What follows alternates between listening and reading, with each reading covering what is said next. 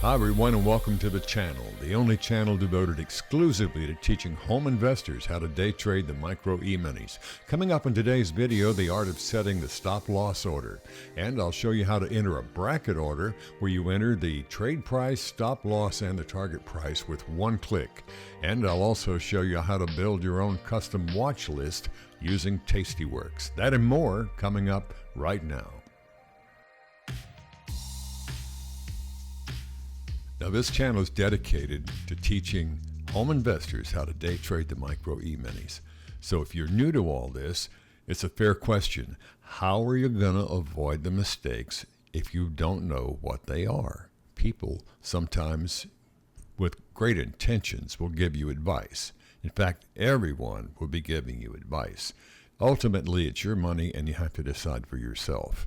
But the one I'm going to show you today isn't tricky at all. I think it's very, very easy to understand this very common mistake when you're setting stop-loss orders that can easily be avoided.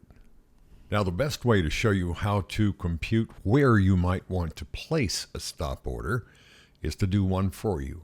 Now, this is a chart from the 13th of August, 2020 at 9:30 in the morning. Now, you know, if you've seen my videos, I do not like to trade at the opening in the morning. And the reason is because the volatility in the frenzy to get the market started for the day is often very, very high. You can see in the first 5 minutes, we go from 11,160 all the way up to about 11,200. Now, that's a move of 40 points, which is $80 in the first 5 minutes. The candlesticks are all 5 minutes wide, you recall. And the second 5 minutes, which we'll go over and highlight now, we have another move of $80 as the market goes from about 11,180 to 11,220, another $80. If you have a stop market order and during this time and it's $20 or $30, you're almost certain to get stopped out. Plus, at 9:30 when the market opens, it's often a 50-50 chance on which way it's going to go. Not always, but sometimes. Now, there's a very simple reason why you can't set a permanent 3-to-1 ratio reward risk, and that's because the volatility on the market's not the same. Let me explain what I mean. Let's suppose you say, I'm willing to risk $20. I'll set my stop at $20 so I can make $60, which would be my target. So you're telling the market that you don't want it to vary more than $20 while you're trying to make 60. And the market doesn't care. It's impersonal. It doesn't listen to you. The market does what it does.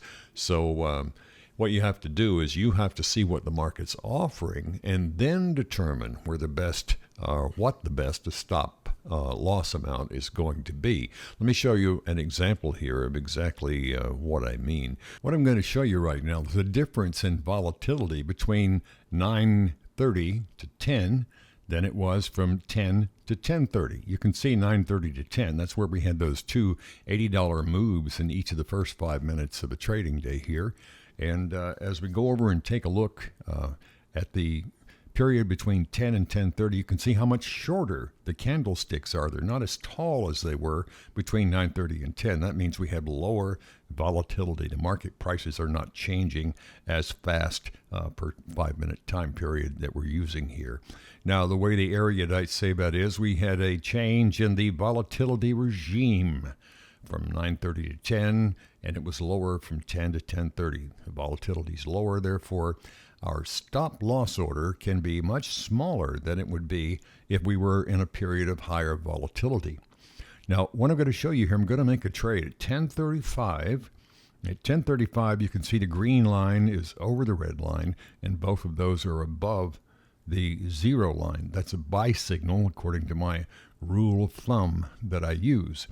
Now I'm going to show you how I can go back and it won't be quite this tedious for you when you get some experience, but I'm going to go ahead and show you how I counted the dollar amounts on the previous 25 minutes before this trade so I could see how fast that market price is varying. And the reason I'm doing this is it's going to help me determine what the best stop loss amount is for my order. Now, I actually did go back now and measure each of these top to bottom for 6 of those 5 minute periods.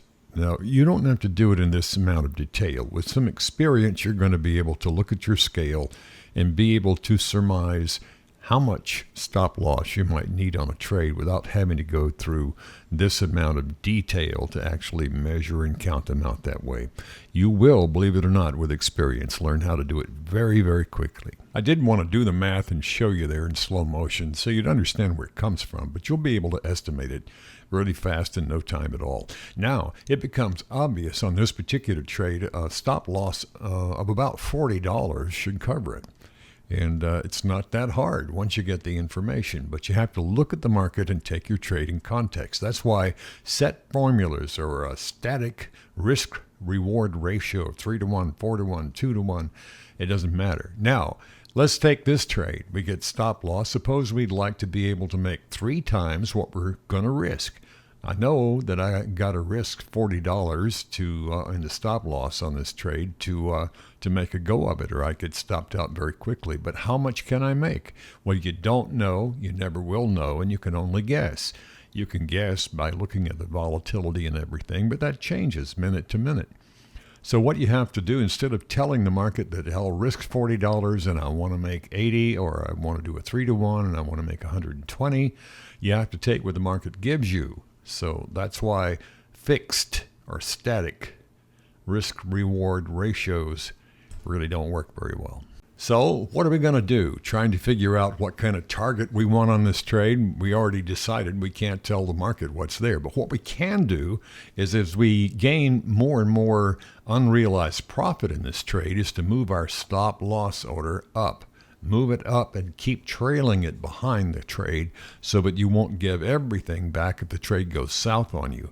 Now, as long as you keep doing that and the trade continues to ease on up, even though you may have a loss in momentum, see those smaller, shorter candlestick trades, 10, 15, 20 minutes into this trade. That means you're losing momentum, but it doesn't necessarily mean the price is going to go down or up. For that, there's another indicator. Now look in the bottom pane, the MACD pane, in the right-hand margin. I'll highlight that in yellow, and you can see those numbers there. Those are relative strength indicator numbers on the RSI, relative strength indicator. Now, look 15 minutes into this trade, or 20 minutes into the trade, and you'll see that the red and green lines are pretty high. The zero line's way down there, and our red and green lines are up around 15 to 17, 14, 12, up in that area, which is a good strength indicator. Now, lots of times you can lose upward momentum, but you still have a good relative strength, and that is a sign that maybe you should stay in the trade for a while and pay real close attention. So when you get more unrealized profit, if you do, then move that stop loss order up in behind it so you don't give all those profits back. Now, I'd love to be able to tell you that moving that stop loss up, trailing it behind so you don't give all the money back, that you would never get stopped out accidentally because you put it too close. But that would be lying to you, and I want you to know the truth. Sometimes that's going to happen.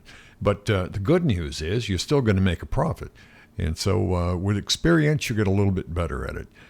One of my sons said one time, "Dad, this what you do is like playing a video game." And I said, "Well, it kind of is. I like being able to click a mouse and tap on Gorilla Glass and make some money. That's a lot of fun. I cannot lie. But it's not like a video game, because in a video game, when you die, you hit the reset button. Here, you just lose money. So you get better with time. Most people do, not everybody. This is risky trading, and it's a little bit different than where most people are willing to go. And that's why I suggest you pause this video, rewind it, take a look at it again, and think about the coordination between the MACD, the relative strength indicator, the height of the candlesticks, what the volatility is, and all those things. But you will get better over time, I hope, and I wish you luck with that. So today's video is a little more advanced, so if you're new to the channel, be sure and check out the beginners playlist. There's 2 of them marked with links in the text below this video. You want to make learning easier and faster to day trade the Micro E-minis? Please take a look at my book, I would appreciate that very much. And it doesn't cost a lot, about like a Chick-fil-A and waffle fries. It doesn't taste as good, but it lasts a lot longer.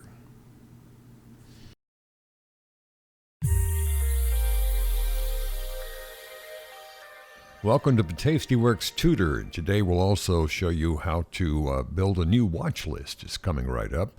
We initialize the program, look at the trading screen. It's a really nice arrangement. I'm just doing housekeeping here to close some boxes that I don't need. There's the slide in the upper right, which expands the chart candlesticks in this case. Now when you want to build a new watch list, click Watch List, then go over and hit the little gear symbol, and then hit Watch List, Lists, and just slide over to the Add New List. Remember, you can pause or rewind this video at any time to take a second look at any of these procedures. Here we're just typing in the name of the new list, and now we're going to add the symbols. This will be the S&P500 Micro Emini. You do have to put in the correct month code and the year code. The symbol this is the DJIA, is MYM, but you have to put in the U, which is September in this case, and the O, which is for 2020.